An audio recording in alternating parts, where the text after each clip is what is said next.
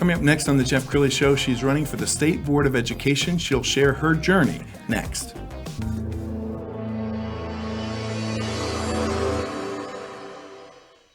Many are predicting that the worst is yet to come, which is unfortunate, said one person here.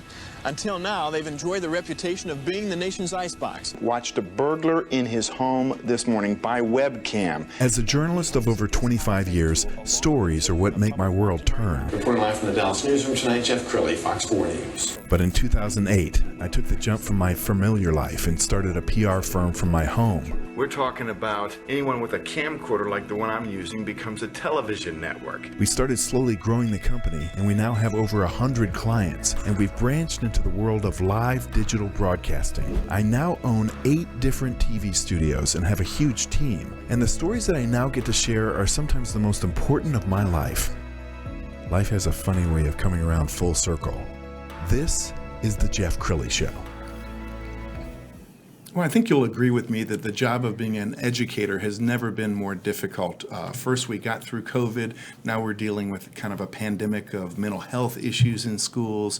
You're constantly trying to please the school board, teachers, students, parents. The list goes on and on. To talk about that today, Tracy Fisher. She is a candidate for the State Board of Education, District 14. Thanks for coming on the show. It's my pleasure to be here. Thank you so much. Well, I guess the first question is, why are you running? That's a great question. I asked myself that too. About maybe 2 years ago, I started looking at possibly running for the state board. During COVID, I spent a lot of time virtually watching state board meetings and understanding what they do and what they don't do. And I felt like they would benefit from a voice that might be different than their voices. I serve in a nonpartisan role right now. That role is partisan, but they generally work on in a nonpartisan way. So. And let's get to know you better. So you currently serve the school board of Capel. Correct, yes. And I have served on my school board for 10 years. Before that, I served as a parent, volunteering in my community.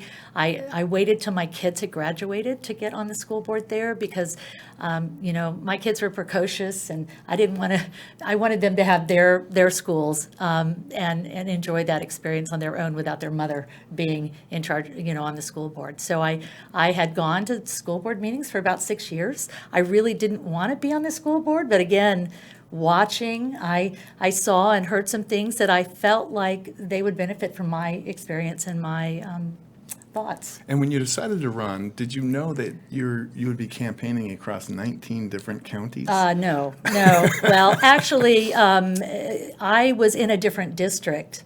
Actually, right now, our school district or our community is in District 11. Okay. And so when they redrew the lines, because of the census, we were redistricted to District 14. And that is a huge district. Try to describe it for us. Where does it start? Where does it end? Okay, so it begins, well, in my mind, it begins where I live, but it sort of dipped in there. But I live in far northwest Dallas County.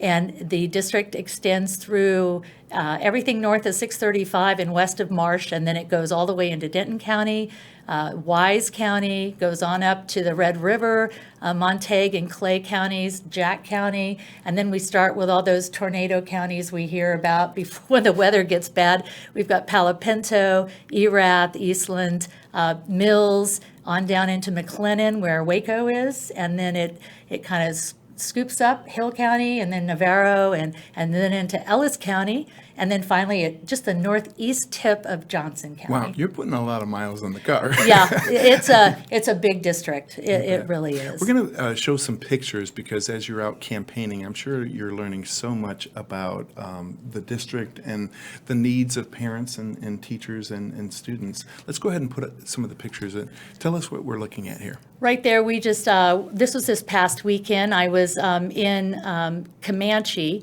That is in Comanche County. I forgot to mention that one, but Comanche is another big county in the area, and we were there on the campaign trail talking to a lot of voters there that care about public education. Sure. Let's go to the next picture.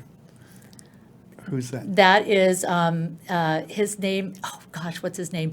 It's Mark Davis, and he is a signer. He does the signing for candidates that are speaking, and he's very expressive. And I've just noticed him along the trail. He's a lot of fun. And this is one of our classrooms in Coppell. This is Malachi Eubanks. He's a fantastic fifth grade teacher. Science is his passion, and those kids are always engaged when I go into the classroom.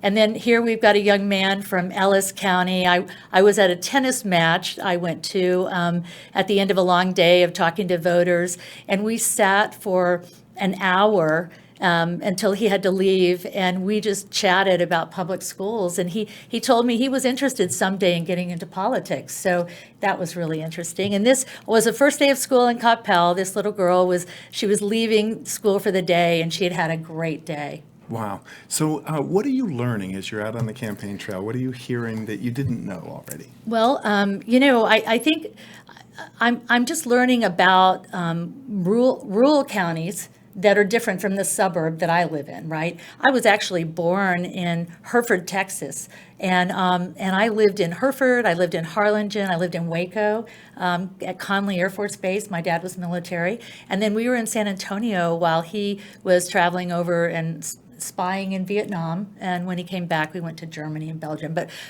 so I've had a big childhood of summers spent in Pampa, Texas, which is where my mother was from, and my dad's from Brownfield, and so I spent time there as well. And it all comes back. I remember the rural districts are just places where people are people, and everybody knows your name. I mean, literally everybody knows your name, and they want their communities to have relevance, and a lot of times in these school districts in these communities, the school district is the largest employer. Sure. And so, rural districts are worried about things like consolidation, privatization, consolidation, those are concerns to them. They want to make sure they have enough money in order to, run their schools, to build new schools, to get on those state trips when they win their football championships and things like that. They just care about each other, and they want to make sure their kids have a great education, just like we do in the suburbs. So here's a basic question. Why does it seem like the quality of education differs so much from district to district? That's a great question. In my mind, when we talk about quality of education, we think of things like our state STAR test. That STAR test is a test that force ranks children from the bottom to the top. And what it really measures is your socioeconomic status. The things that you've had exposure to prior to starting school. In a suburban area where your family may be from other places, they may travel in the summer, they may go to the beach, in some of these rural districts, they may not have that luxury, or they may not be able to do some of those things. They just don't have the resources. A lot of folks don't. So for those kids, it's harder for them to relate to some of the questions that are asked on the test. And so that's what's used to measure how well people are doing. And in my mind, it's so much better to look at school as what's the benefit it provides the community that it's in. So we're suffering severe teacher shortages across the country. If you're elected, what can you do to impact that? Yeah, that's another great question, Jeff. Thank you. The state board, one of the responsibilities of the state board is to deal with the teacher certification process. And our teacher certification process needs some work. Right now, if you think about a certification for a medical doctor, the price of that is about $800. Of course, they had a big, long, expensive college career and university and all their residency and all that costs a lot of money. But their actual license to get is $800. To get a law degree or a law license, it's about $600 in the state of Texas, and then a CPA is $250, something like that. Last time I looked, a teacher to be certified is about $4,200. Wow. It's cost prohibitive. for a lot of people. And during COVID, we lost a lot of teachers. We did. Just retiring, saying, that's it, I'm done. Absolutely. And you know, we really have been on a sliding scale losing teachers for the past 20 years. Right now, only 57% of our teachers are university prepared, where they went to school to learn to be a teacher. They had their their teaching experience there, and then they went on to be a teacher. And we know that generally a lot of teachers, they go out of the profession when about 5 years in, and then they come back later. If they decided to start a family or they've done something else, they'll come back, because teachers go into teaching because they love kids. And so, but during COVID, it just exacerbated the problem. I mean, teachers, just like all of us, were struggling with mask mandates or no mask mandates, and kids that were coming back and kids that weren't on their Zoom calls, and I mean, all of it. And then when we got kids back to school, for the most part, they came back after a couple of years of disruption. They were in and out the whole time, and that made it very difficult. Some days the teachers would have a real full class because they couldn't get a substitute to come in, so they had to take their coworkers' class. And so all of that, in addition to the fact that when kids aren't used to being in school, they kind of forget. We need to take turns and share, all those things you learn when you're in kindergarten, really. But we're all working together to help kids get back to where they need to be, but also to behave in a way that's, it's socialization, right? When we go into school, we're learning to get along with others. That's the beauty of public schools. And when you're with your siblings, it's a whole different world of socialization, Tracy, do you think we can get back to civil discourse? Because it seems like when I watch the news and I see a school board meeting, there's a lot of shouting and a lot of people, talking, but not a lot of people listening. Yeah, I can tell you the best job to have, I'm being very facetious, is a school board member right now.